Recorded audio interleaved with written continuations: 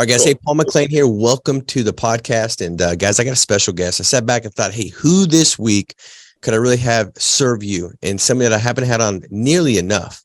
Somebody that's gone out there and hit integrity partnership, has built a great business, and also has done that by leading by example. Like, I love working and talking to somebody that's gone out there and they've helped 400 plus families in a year, multiple years, as they've built their business and were able to say, hey, not let me just tell you what to do, but let me show you what I've done so you can implement that, and you can go out there and see the same kind of result that I've seen. And so, guys, I want you to lean in and let's welcome Rob Richman on today. Rob, good to have you, brother. Hey, man. Great to be here, Paul. Hey, do you know that your camera's not on, or like I'm staring at a black screen right now? Well, it's on for me, but weird. Yeah. Yeah. I'm looking at a big old black screen.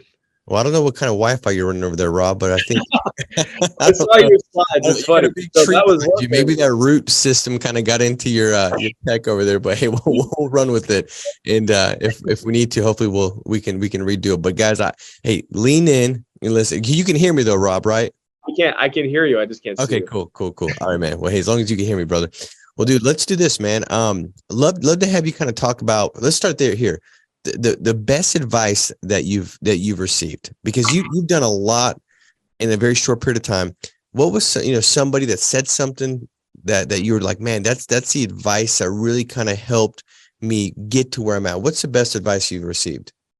That, paraphrasing, of course, but just self-doubt is always going to be your enemy in the business. When it feels really hard and you don't think you can push past it, you just got to dig in, and you'd be amazed that once you get past the point of failure, and then you can recognize what that felt like before and understand that you're unstoppable if your mindset is on achieving a goal. Then every obstacle that comes your way, it just becomes just a speed bump, not an obstacle, not something that's going to stop your ability to progress.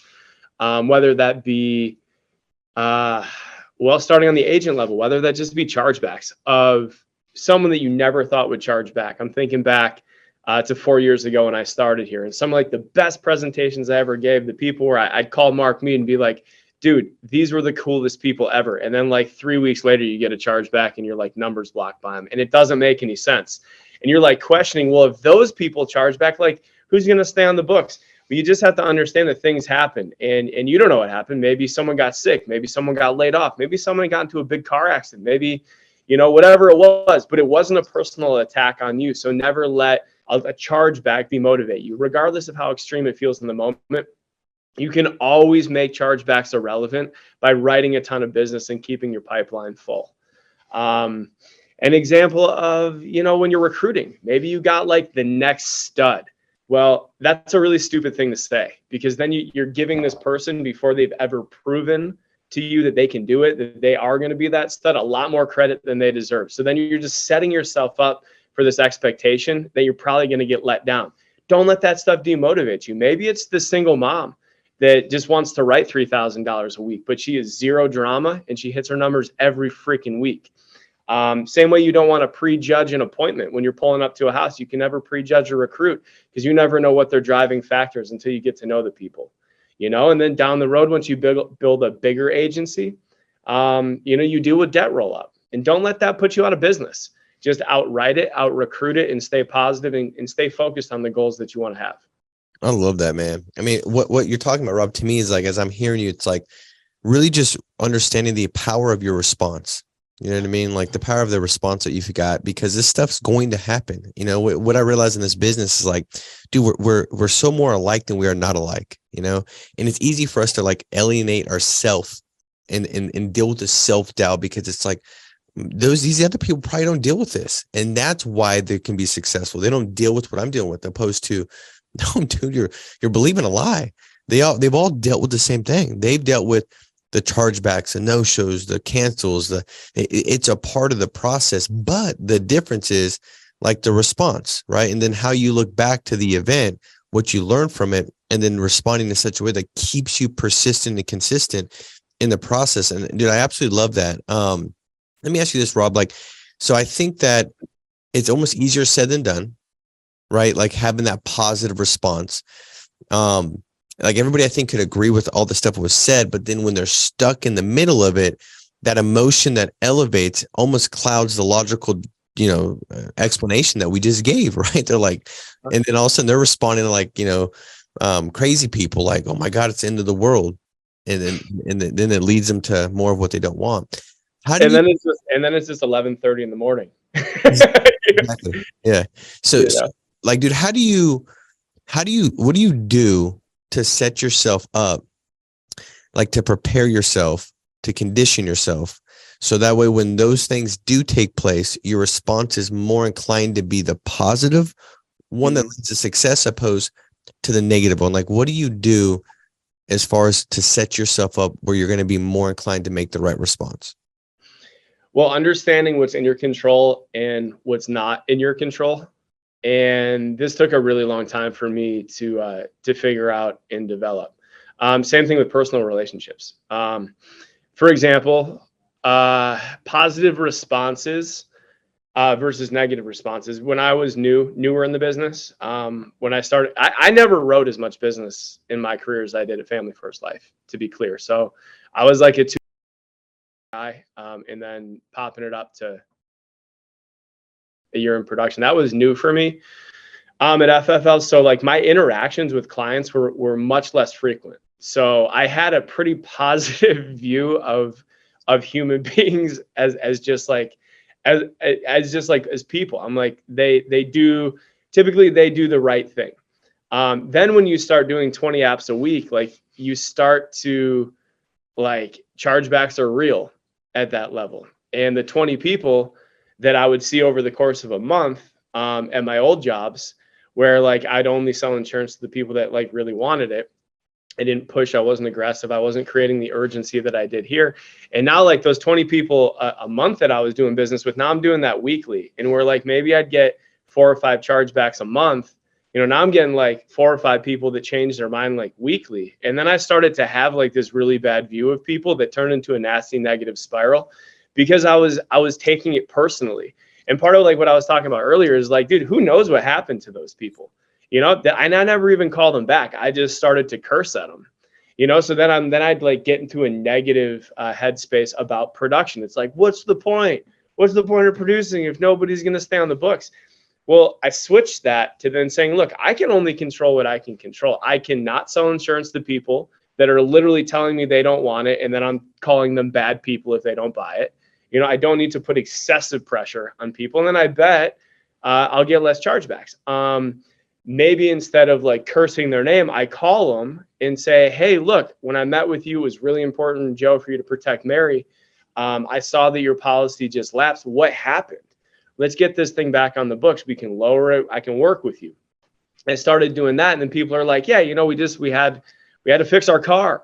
And we just didn't have the money for it. And we totally intended to get it back on the books, but just out of sight, out of mind, we forgot. Thank you for calling. Like that kind of stuff restores your faith in people. On the recruiting side of things, not giving somebody too much power over your agency before they deserve it, meaning that my mood is going to determine the way that I communicate effectively or ineffectively with my people. So if I'm allowing agents that are giving me excuses to affect my demeanor with agents that are working really hard, because maybe I can't relate to the issues that they're having, and I allow it to then have me to communicate negatively with the agents that are working really hard, then it has a negative effect on a positive agent's performance, and that wasn't fair to them. And then it would spiral. I mean, the trend here is that I learn from my mistakes. I'm a habitual stove toucher. I got to touch it a couple times, and then I don't do it again.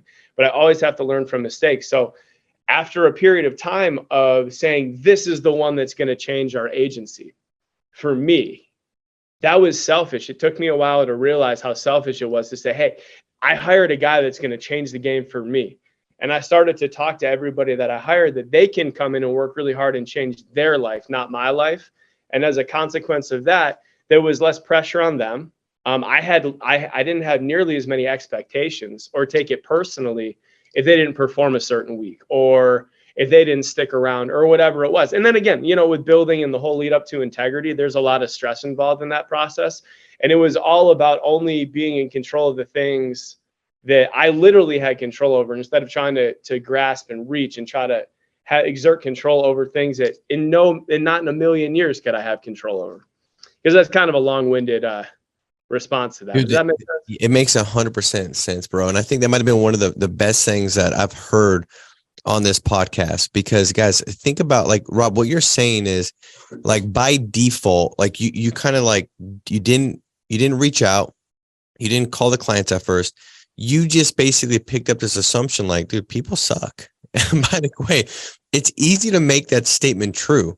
Just like for yourself, when you're like, man, I suck. Be careful what you say, because everybody, me, Rob, anybody can find enough proof to validate that statement. It ain't that difficult. It's easy to find that something to say, yeah, that is true. And that's not the truth that you want to have and hold on to. But think about that, man. Like, I think that, like, for me, as you're saying that, I'm thinking like, dude, most people that don't have intention and they kind of just like let things happen by default, the story that they pick up is probably going to most often be a negative one, right? But if you intentionally reach out to the very thing that the assumption is leading you to, that negative story, you can then choose to pick up a new positive one.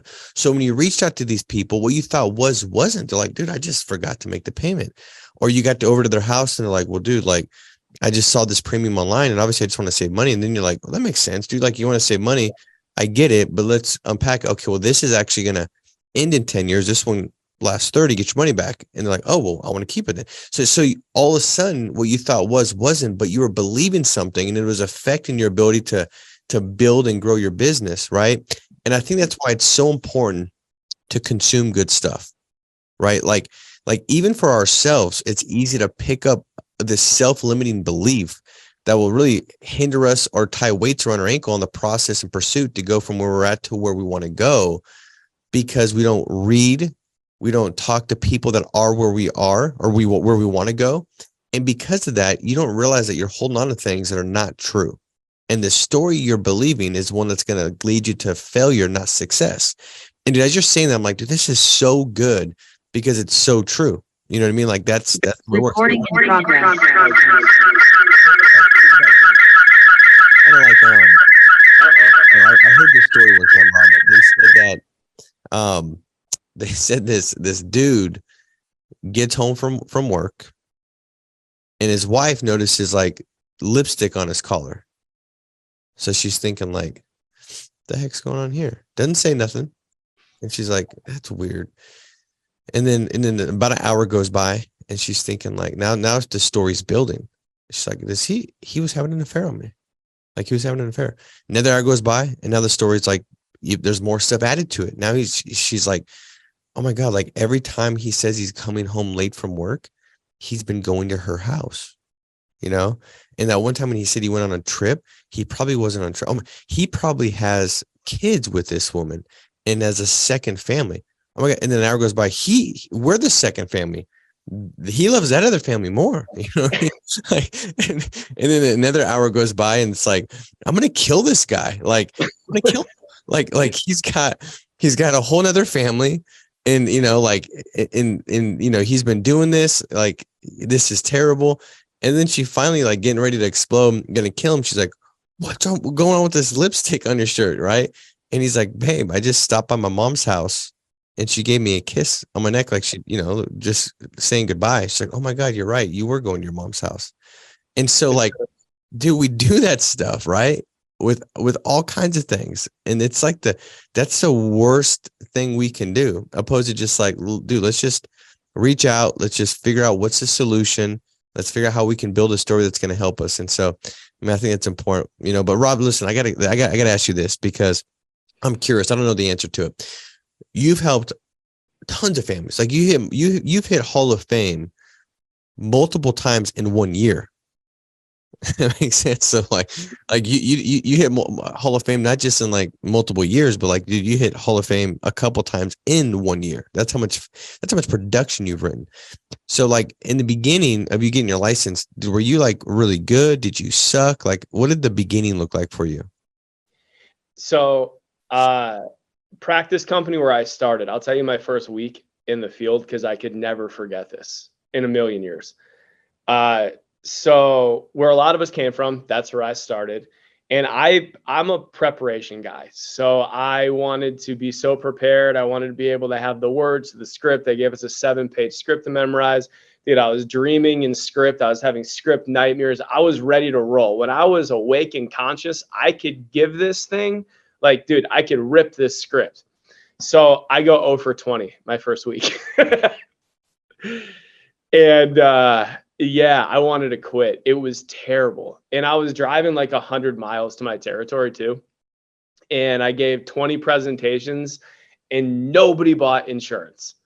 And I went up to my upline and I'm like, dude, I'm going to quit. And you want to, okay. So the best advice I ever got was actually his response to that. He said, don't be an idiot. You'll figure it out. So I watched some mindset stuff and I was having the mentality of like, I was so grateful that they were there.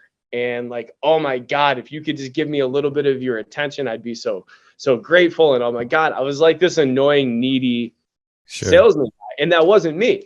So then I switched my mentality, and this, I swear to you, dude, this is true. And I wish I had the stats to back it up, like in data, to be like, look at this.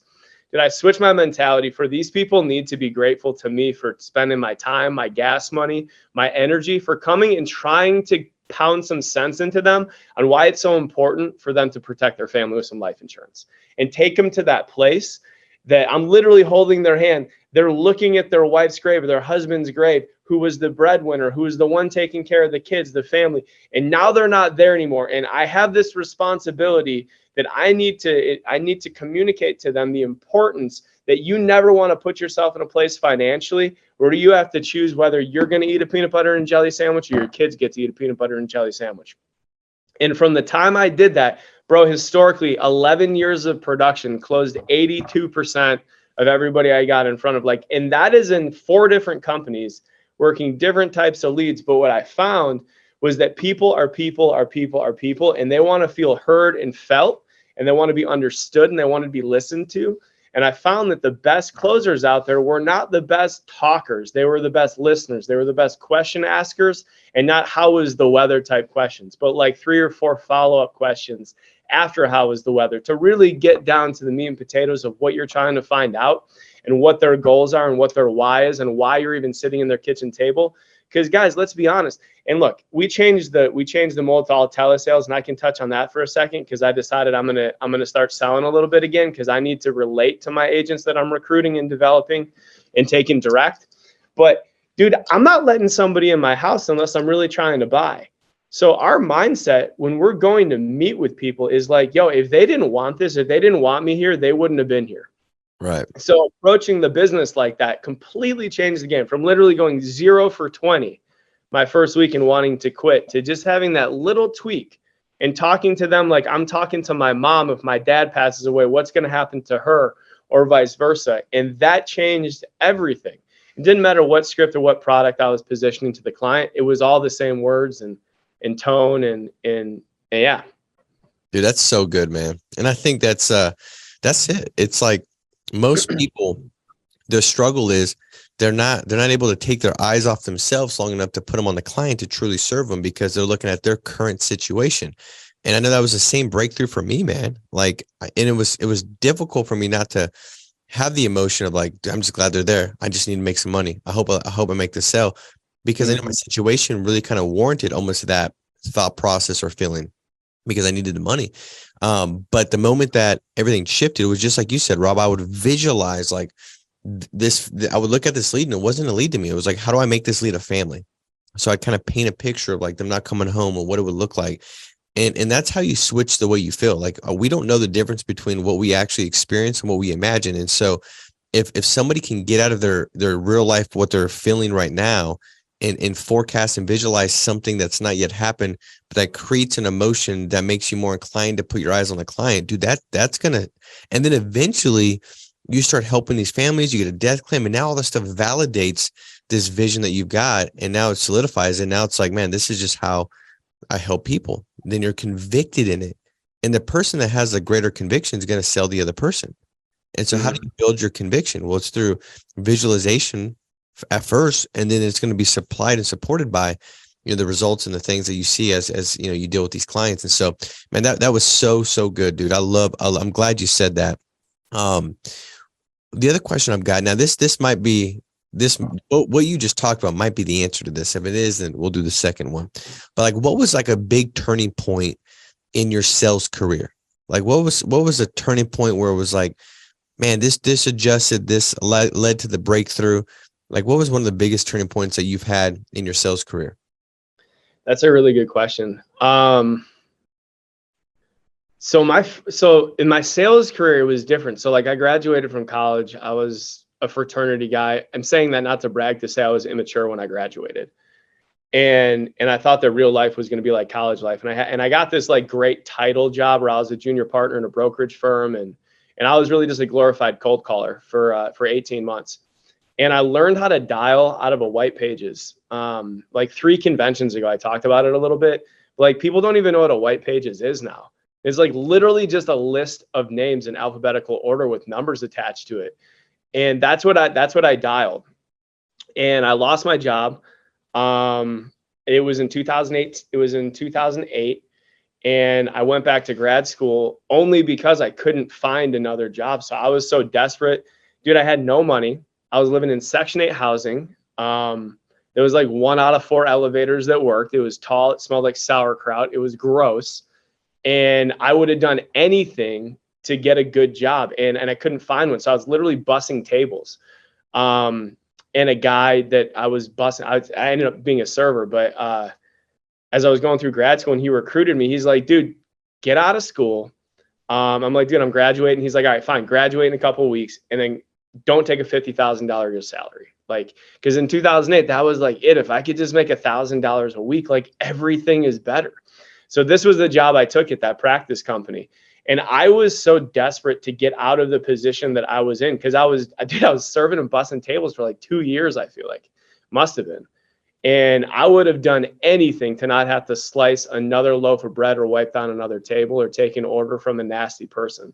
So I was willing to do anything to get out of it, which was my obsession with memorizing that script. And I'm like, dude, I'll trade a year of my life for the rest of my life. I have no problem doing that.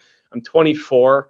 I got nothing to lose. I got no family, no kids, nothing. I got no bills. I'm just going to give this thing hell.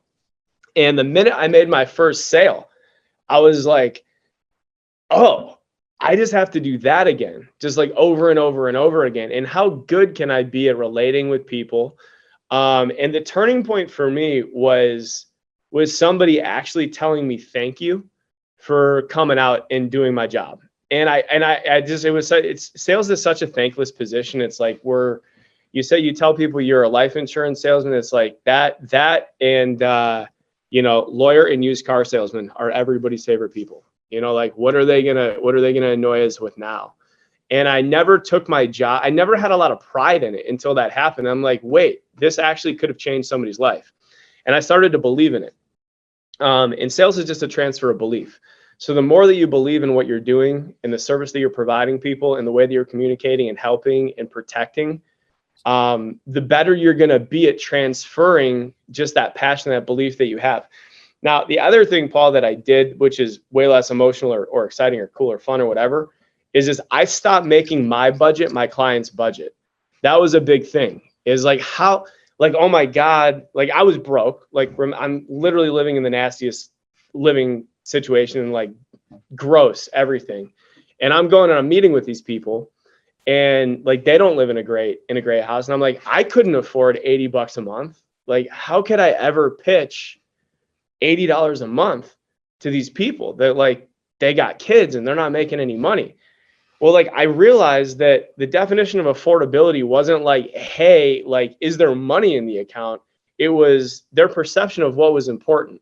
So affordability became the value that I could present to these people by asking the good questions and creating a huge problem and then a really easy solution. So then my budget that I was prejudging and putting on people then was completely stripped out of the equation. And it was just, how important can I make this feel to them so they can afford whatever I'm showing? And that was big. That's huge, man. That's so good, bro. I mean, that there alone, as far as a sales tip, I believe will make a massive difference on people that are watching this. I'm positive that anybody watching this right now, you're going to be able to go out there and increase your level of sales by this feedback, this conversation. So if you've not shared this, you should share it right now, because I know it's making a difference for everybody that's watching this. Rob, you've got a big organization. You've gone out there and grew it to such a level where Integrity Marketing Group said, hey, we'll come in, and they've done an acquisition, and now you're a managing partner with them. Maybe talk about, like, when you look at your overall organization, you work with a lot of great producers. Last question I got for you is, like, what do you think the most common commonalities with the top people on your team that go out there and they serve the most families week in, week out? Like, what would be a couple, like, attributes, qualities, like characteristics? What do the top people have in common? Dude, when I'm thinking about the top 3 guys on my team, it's hilarious because they're so different. Like, I have Steve, and to this day, I don't know. Like, I know Steve's family motivates him massively, and he wants to provide for them, and he wants to go out and protect families. He's just a different animal. I mean, talk about hitting Hall of Fame more than once in a year. Like, the guy's like 3 times. Yeah. It's like a 20-time qualifier in 4 years. I got Garrett, and I know, so, and like, speaking of, like, Steve will tell you, like, he keeps whatever percent he keeps on the books. It's very, very average, like, nothing bad, nothing great. Then there's, like, this dude Garrett, out of Louisiana, who he did like no, but the dude keeps 93% of his business on the books. And I know that, like, he cares genuinely that they can qualify, can afford, and completely understand everything that they do. And I know he gets referrals, and he has multiple sales in the houses, whether it be mortgage protection, final expense, and an annuity, or retirement planning, and whatever it is. I know his driving factor is, like, he was declaring bankruptcy, getting laid off from the oil field, and this fell in his lap through another warm market guy that I had hired. He wants to put his family in a position where he never has to look behind him, and it changes their lives. And then, like, you got Jesse Parley, who every year he writes like 10% more business. He's worked with me for 7 years, and his motivating factor is, like, he wants to be a good dad, and be able to show up to his kids' events while still writing a lot of business and building a big team. So I guess, like, as different as all these people are, I think the commonality that they all have is that they genuinely care about people, whether it be the clients that they're serving or their own family, and whatever is it. It's funny because, like, family first, right? Our family first, or, like, other families first, however you want to spin it or manipulate it or chop it up. Like, they put a family first before anything else, and whether it's protecting theirs or other people, and they run with it. And that's their mindset towards the business, which I think you asked about. But what they all have in common is their tenacity towards hitting goals. And they'll work Sundays if they didn't hit it on Saturday, and they'll work Monday night if they didn't hit it on Sunday. And they don't stop until the job's done, and they don't complain all that much, which makes them fun to work with. I love that, dude. And if they're fun to work with, then you're more likely to work with them, and that's you're able to invest and pour into them because they're easy to do it. And I think that's one thing that everybody on here could be a goal is, like, how easy are you to work with? Honestly, like, you got to ask yourself that. If you're a pain, the magic words, and I don't want to interrupt you, but I do want to say this. So, like, the magic words, and something that I always did that I valued, was when I started to get mentorship from this dude, who's still at one of these other companies. I'll still stay in touch with him. He would, I'm obviously not as successful as he was. So when he would ask me to do something, I'd say, okay, I'll do that.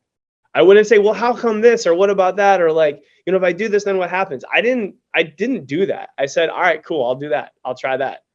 And all 3 of those guys that I just mentioned, they're like, all right, cool. I'll roll with that. See if it works. So I'll do anything until it doesn't. I'll try anything until it doesn't work. When it doesn't work, I'll try something else. So I think the ability to be coachable, and I think what we're really saying is coachability. Sure. is all these guys have that. And they're just like, yeah, all right, I'll roll with that. It doesn't take a sales pitch to get them to do something. They'll just do it. Yeah, I love that, dude. And I think you're exactly right. And for anybody, like I said, that's on here, if you got to ask yourself, do you typically do that? Is that your response? And is that what your action shows? And if it's not, I mean, you're really blocking the person that can serve you and aid you in getting to where you want to go from doing that. Because like, I mean, coachability is going to free you up to just take the action. You can work off somebody else's thought process, not deliberate on how you think and what you feel. It's like, no, man, just move from that. And that's going to help you get there quicker. All right, Rob. So a lot of the things that I've heard was like really just developing this deep desire to serve people, whether that's selling at a high level, recruiting at a high level. It's just really caring about people, right? And this is a people business. And I mean, there's all kinds of cliche quotes, like if you help enough other people get what you want, or they want, you'll get what you want. And that stuff is true, especially in what we do. I think it's easier to be said, like it's easy to teach it, but really what needs to happen is somebody's got to catch it, right? They got to catch that. I believe that going to annual convention is where I caught it. And I believe that it's when I was starting to lose it, because we're all humans. There's been times where I can get away from that concept and become more self-interest or what have you. But when I go to conference and I can get around the people, and we can all be speaking the same language and having the same, desires, goals, and, that just does it for me. And so I think that's where it's caught. I think here we can teach it. I think it's caught at convention. Last question is this, man. I know there's been a ton of podcasts. I know that everybody's talking about it. The question is like, is it really that important? Is going to convention that important? And if so, why? Yeah. And my answer might be different. So when you get people up on stage, like maybe not you, Paul, because you're really good up there and you can tell. And I think you go off the cuff a bunch, which is awesome. This is where I'm going with this, is like the less veteran guys like me that go out there. I'm not used to speaking to masses of people. So like, I'm always like thinking about like what I'm going to say. And I never follow the exact train of thought that I wanted to get on. And sometimes that's where the gold is when people get off on like something that hits in that moment. Maybe it's just like God speaking to them and saying like, yo, I got to get this out. I got to say this, because this is what I think is going to impact people. If you don't go to convention, you'll never get that kind of stuff in a podcast. Because people, like the stressor of being up there and pouring into 10,000 people, like people will say some stuff that they probably didn't rehearse or say like in a podcast like this, because something will just hit, or maybe they'll be inspired by the speaker before that. And these things aren't streamed, so you're never going to catch it. So if you don't go to convention, you're missing out on like the one word track that might change your career, the one book that gets recommended that may hit, that no other books have hit, like to motivate you, to take you to that next level. You may get to grab a sandwich or a beer or whatever with someone you've looked up to in the business, but you didn't think they were accessible. But we're all human and we're all more humble than you probably realize, and we don't think we're a big deal. So like if you want to get around people, not just like hear them on a podcast or listen to recordings, but actually like go meet with people and learn from them. Convention is the only place where the massive amount of talent that this company has is all in one place. And we all get a little bit stir crazy. So we're looking to have a sidebar conversation. So you can get pure, just like poured into pure juice from people you've always looked up to, but maybe they didn't hit you back on a DM because they were busy. But again, dude, it's those little nuggets. It's never been like the keynote speakers, because that stuff is really cool. And I don't want to downplay that. It'll be really cool to hear from the guys that we have, A-Rod, Jocko, like all these people. Like it's going to be amazing, I'm sure. But the coolest, most impactful piece is when somebody that maybe got their first shot at speaking and pouring into people, they get their moment to shine and they freaking rise to the occasion and they just drop fire. And you can take that stuff and put it into practice immediately. Yeah, dude, that's so good, man. And 100% accurate. And I think that, Rob, as we wrap up, dude, like I was thinking about this today, like there's so much training that we put out there, podcast, stuff like that. But, and I can't remember who said it, but he said like, when you put like, wisdom, things that are going to help elevate your thought process and take you to the next level, that's great. Like the logic behind it. But when you receive it in an emotional event, it changes everything. It's like most people, and we're getting older, dude. So it's like, I say 9/11. Some people are like, dude, I was 2. But most people, they remember where they were at on 9/11. Like I do, and I was young. I was in elementary school. But I remember like what was taking place. I remember in my room seeing it. I remember everything, because it was such an emotional event. There were so many emotions that happened in that event that it's memorable. And see, a lot of times we go out there and we hear good stuff, but it's never put into great action because it wasn't memorable. And now you're going to an environment where the emotion is peaked. It's heightened. It's high. I mean, you're going to the Marlins Stadium. You got these the emotion is high. So what you're going to hear, maybe you've heard before too, and I do agree it's going to be elevated, but the environment to which you've heard it, it's going to make it stick. It'll make it memorable. And that's what makes a difference in your life and your ability to go out there and build a business. And so, man, I appreciate you, Rob, dude. This has been fun for me, man. I've gotten so much from it, and I appreciate you serving the team today, man. It's been a pleasure. All right, guys. Hey, go out there, make it a massive week. Be strong, stay steadfast, and we'll talk to you soon. Take care. Bye-bye.